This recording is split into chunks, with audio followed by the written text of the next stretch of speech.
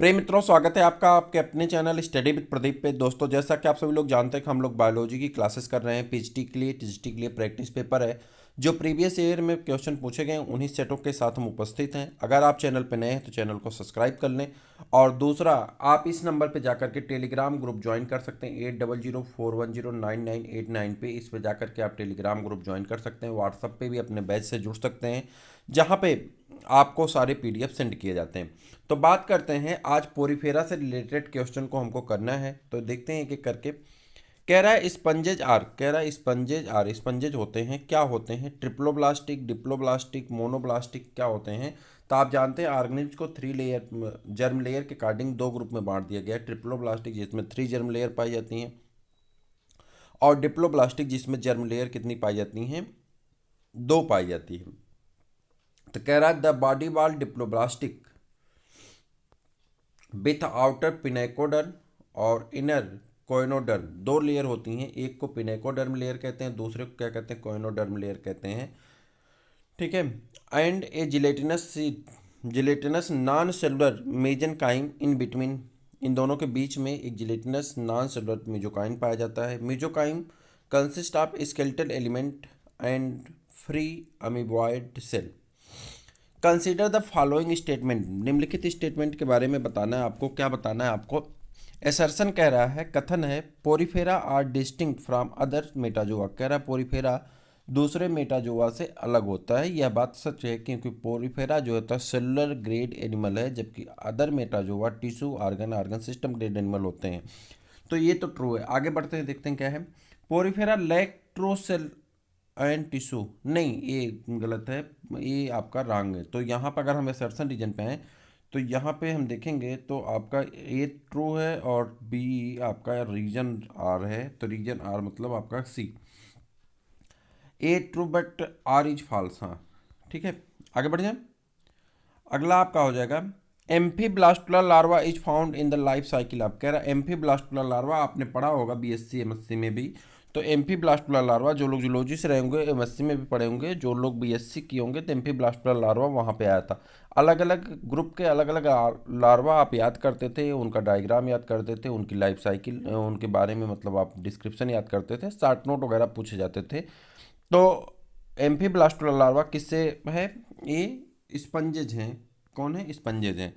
मैंने आपसे पहले ही बताया था कि कार्डेट और नॉन कार्डेट के लिए आपको कोटपाल की बुक पढ़नी पड़ेगी, जो बीएससी में आप पढ़ते आए हैं। नॉर्मल बुक है, बहुत हाई लेवल की बुक नहीं है, उसे आपको पढ़ना पड़ेगा, ताकि क्लासिफिकेशन से रिलेटेड सारी चीज़ें हो जाएंगी। और फिजियोलॉजी की अगर हम बात करें तो फिजियोलॉजी में आप 11th 12th की ही पूरी फिजियोलॉजी पढ़ लेंगे तो आपका कवर हो जाएगा। साइटोलॉजी के लिए आप सेल बायोलॉजी की कोई बुक पढ़ लें, इवन आप 11th 12th की ही बुक पढ़ लेंगे तो आपका काम कंप्लीट हो जाएगा। बट यहाँ पे खाली क्लासिफिकेशन की जहाँ तक बात करें तो वहाँ पे स्पेशल फीचर के लिए आपको पढ़ना ही पड़ेगा अच्छी बुक, जिसका नाम क्या है? कोटपाल की आप ले लीजिए, तो आपका काम हो जाएगा। चलिए देखते हैं।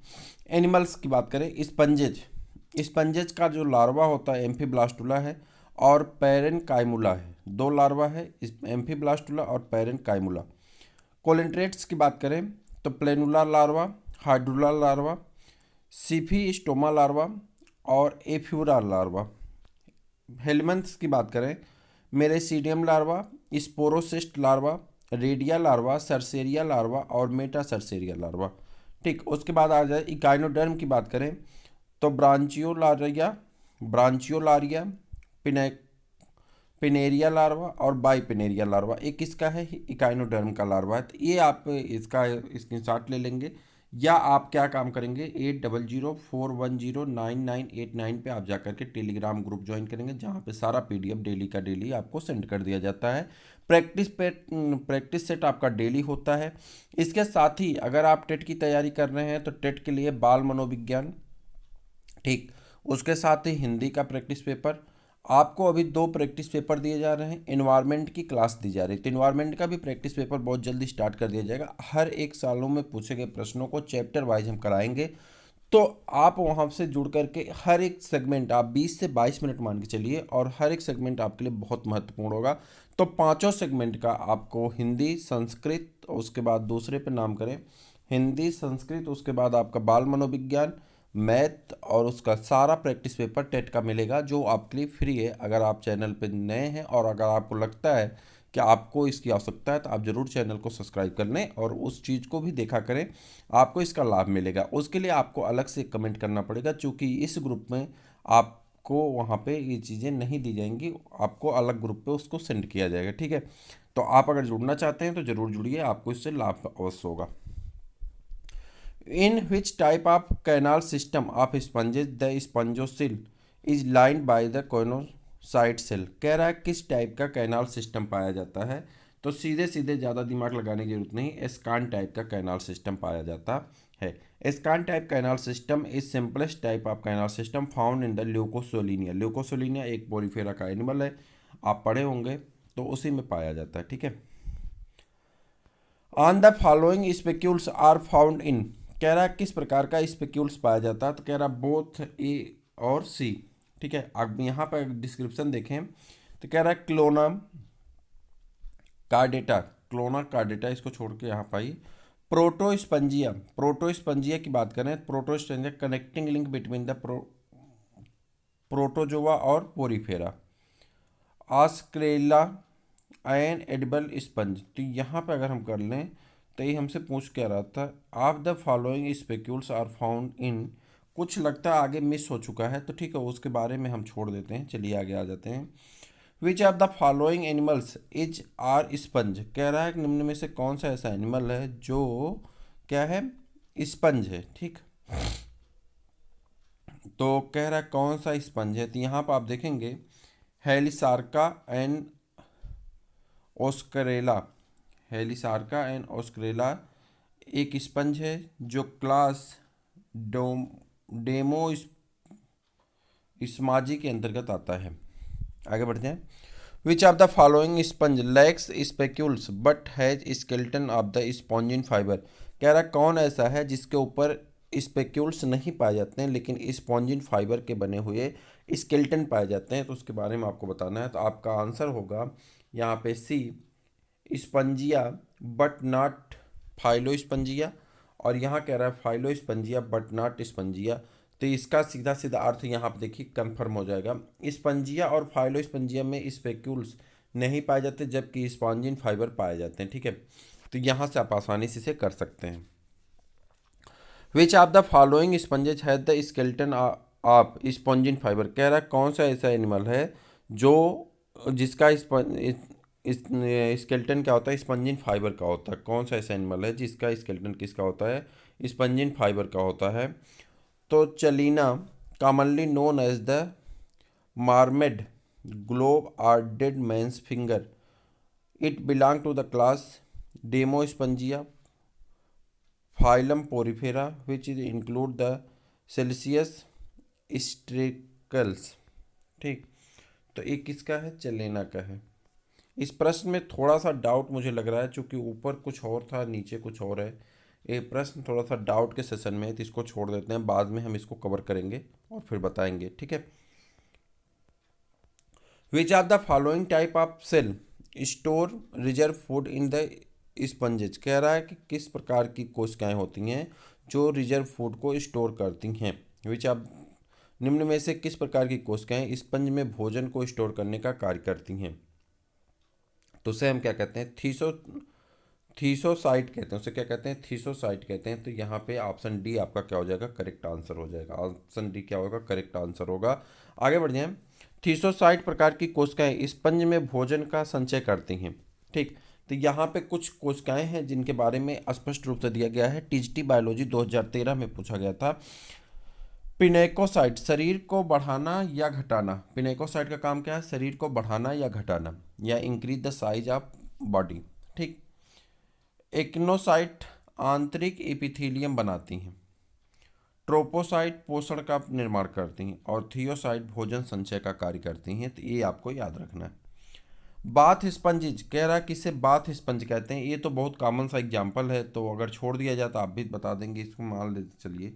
इस यो स्पंजिया, इसमें से मोस्टली क्वेश्चन ऐसे होते हैं जो आपके सामने से गुजरे होते हैं इस प्रैक्टिस पेपर में, आप उसे कहीं ना कहीं पढ़ें, ठीक है। हर एक व्यक्ति यहाँ पे सब जो भी हैं वो बीएससी किए हैं, एमएससी किए हैं, वही लोग ये क्लास कर रहे हैं।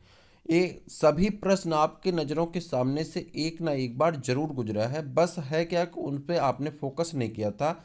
उस समय आपको इसकी बहुत ज़्यादा आवश्यकता नहीं थी, फोकस ना करने की वजह से वो आपके लिए धीरे धीरे पीछे चलता चला गया और आपको याद भी नहीं है आज।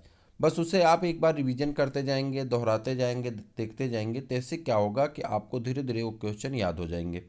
क्वेश्चन का यह सेट, दोनों सेट खत्म होने के बाद आपको चैप्टर वाइज भी क्वेश्चन कराया जाएगा। चैप्टर वाइज के क्वेश्चन कराए जाएंगे, इंग्लिश में भी हिंदी में अलग अलग, ठीक है।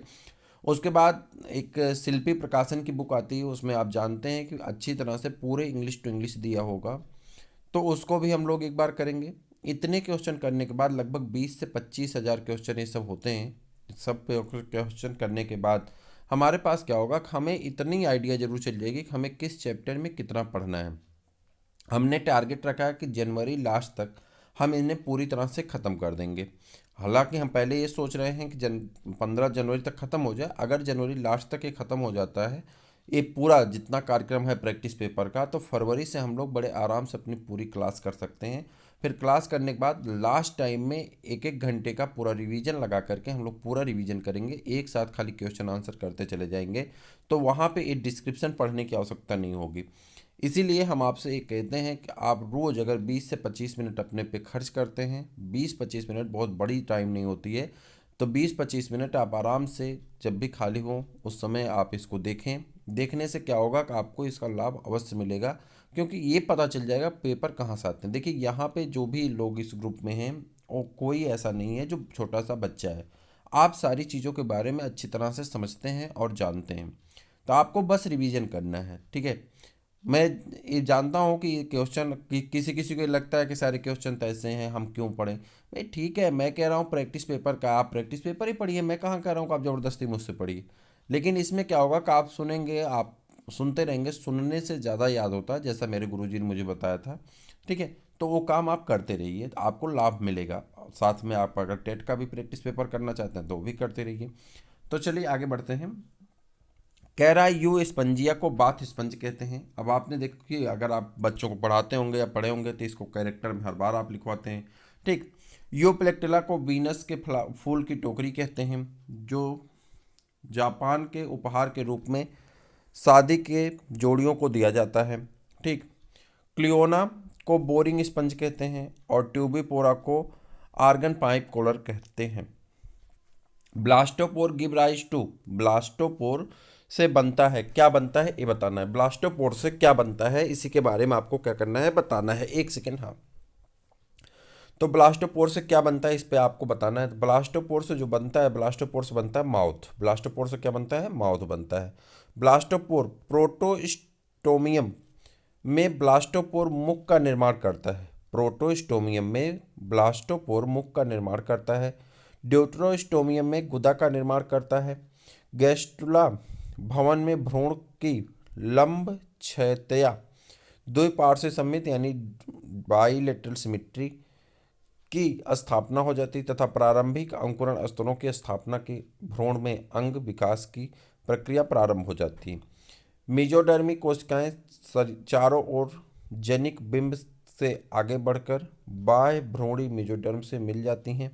एक्टोडर्म के आगे की ओर प्रिकार्डियल प्लेट के निकट तथा पीछे की ओर आद्य रेखा के पीछे एक एक छिछले गर्त बन जाते हैं। इन गर्तों को एक्टोडर्म, नीचे स्थित एंडोडर्म से समेकित होकर आगे की ओर मुख ग्रासन कला तथा पीछे की ओर अवस्कर कला बनाती हैं। अवस्कर कला के बनते ही पीत कोश की दीवार का एक खोखला प्रवर्ध संयोजी वृंत में फैलने लगता है। इसी प्रवर्ध को अपरापोविका अर्थात एलेंटाइन्स कहते हैं। Which sponge is detrimental to pearl industry, मोती उद्योग के लिए कौन सा स्पंज हानिकारक होता है, ये आपको बताना है। कौन सा स्पंज मोती के उद्योग के लिए क्या होता है, हानिकारक होता है। तो आप कहेंगे क्लियोना। मोती की उसके लिए क्या होता है, मोती के जो बिजनेस होता है उसके लिए नुकसानदायक है। क्लियोना को बोरिंग स्पंज भी कहते हैं। यह स्पंज मोती उद्योग के लिए हानिकारक होता है। पीजीटी बायोलॉजी 2010 में पूछा गया प्रश्न है। Example of phylum Porifera is, phylum Porifera का एग्जाम्पल क्या है, तो आपको बताना फाइलम पोरीफेरा का एग्जाम्पल क्या है, साइकान। फाइलम पोरीफेरा का एग्जाम्पल क्या है, साइकान। राजस्थान पीसीएस में पूछा गया प्रश्न है साइकान। संघ पोरीफेरा के उदाहरण साइकान, यूएस्पंजिया, स्पंजिला, ल्यूकोसोलिनिया आदि। संघ प्लेटिहेल्मिन्थेज का उदाहरण क्या है, फैसियोला है, टीनिया सोलियम है जिसे टेपवर्म कहते हैं, और प्लेनेरिया लार्वा है, ठीक है, प्लेनेरिया है, ठीक है। संघ सिलेंट्रेटा का उदाहरण ओबिलिया है, फाइसिलिया है, एडेम्सिया है आदि। Which cell are found only in sponge, कौन सी कोशिकाएं केवल स्पंज में ही पाई जाती हैं, ये आपको बताना, कौन सी कोशिकाएं सिर्फ स्पंज में ही पाई जाती हैं। कोइनोसाइट सेल पाई जाती हैं, कोइनोसाइट सेल सिर्फ किस में पाई जाती हैं, स्पंज में पाई जाती हैं। Flagellated choanocytes are collar cell found associated with canal system, occurs only in the sponges, किस में पूछा गया है, अच्छा। Which of the in which of the canal system spongocoel is line by the choanocytes, किस नली तंत्र में स्पंजोसिल कीप कोशिकाओं से संबंधित होती है, किस नली कोशिकाओं में, किस नली तंत्र में स्पंजोसिल कीप कोशिकाओं से संबंधित होती है, तो यह आपको बताना है एस्कोनॉइड में, एस्कोनॉइड में, एस्कोनॉइड प्रकार में, ठीक। एस्कोनॉइड प्रकार के नाल तंत्र सबसे सरल होती है, प्रायः ल्यूकोसोलिनिया में पाई जाती है। इस नाल तंत्र में बहता हुआ आस्टिया से स्पंज गुहा तक आती है और आस्कुलम के द्वारा बाहर निकलती है। इस नाल तंत्र के आंतरिक भाग में कोइनोसाइट कोशिकाएं स्पंज गुहा के चारों तरफ से घेरे रहती हैं, जो जल के प्रवाह को बनाए रखती है तथा उसमें उपस्थित खाद्य पदार्थों का भरण करती रहती है। मीजोफिल इज फाउंड इन, कह रहा मीजोहिल किस में पाया जाता है, मीजोहिल इज फाउंड इन किस में पाया जाता है, मीजोहिल को मेंजेन काइम, मीजोहिल को मेजेनकाइम कहते हैं, जो पैराजोआ में पाया जाता है। यह पिनेकोडर्म द्वारा स्रावित होता है।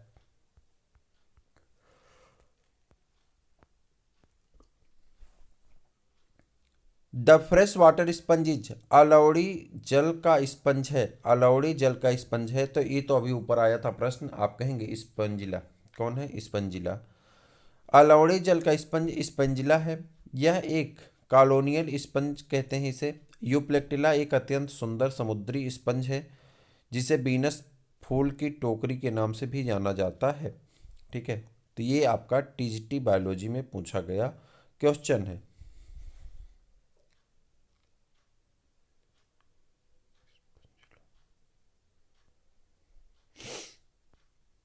The fresh water sponge is you Spongia, स्पंजिला, स्पंजिला, you Spongia.